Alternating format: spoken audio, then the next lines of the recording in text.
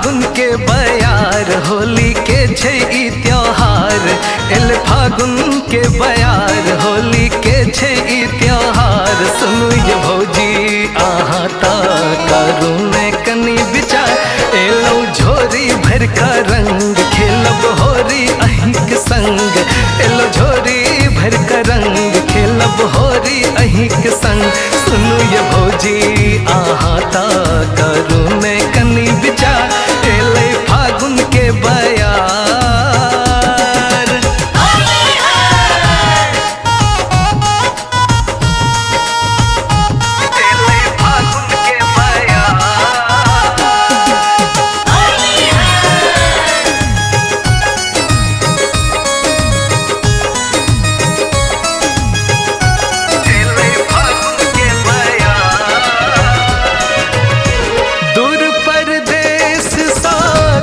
हम एलौं waiting ticket पर घर हम पहुँचलौं। दूर परदेश सा देखो हम एलौं वेटिंग टिकट पर घर हम पहुँचलौं।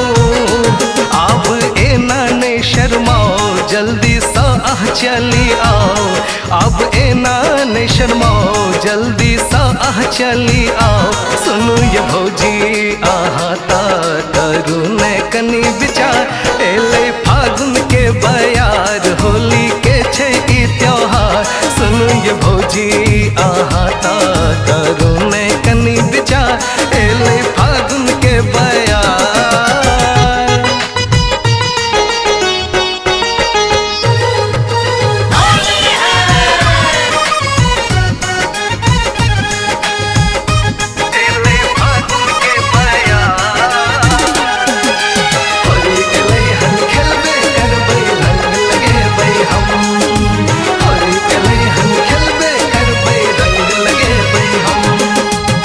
लाल गुलाब सा रंग देव चोली सब किछ बुझै छी हम बनू नहीं भोली।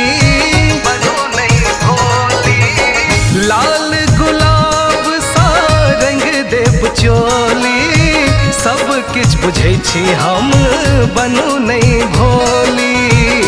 छोड़ब आइन अहाँ के हम रांगब पूरा अंग अंग। छोड़ब आइन अहाँ के हम रांगब पूरा अंग अंग।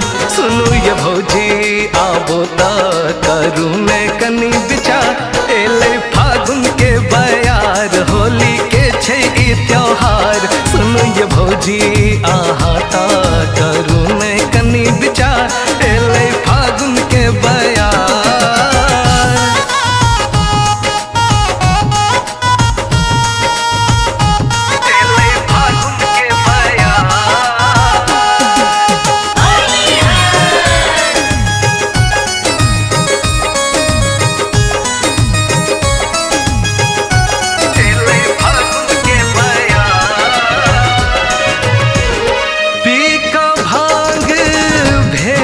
मलंग हम खेलब होरी करब हुड़दंग।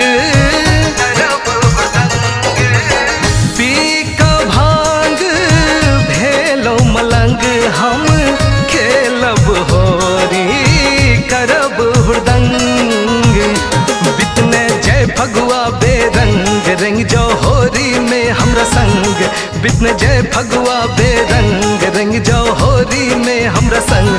सुनो ये भौजी आबो ता मानू ने हमरो बात। एले फागुन के बयार होली के छै ई त्योहार। सुनो ये भौजी अहाँ ता करू ने कनी विचार। एलो झोरी भर का रंग खेलब होरी अहिंक संग।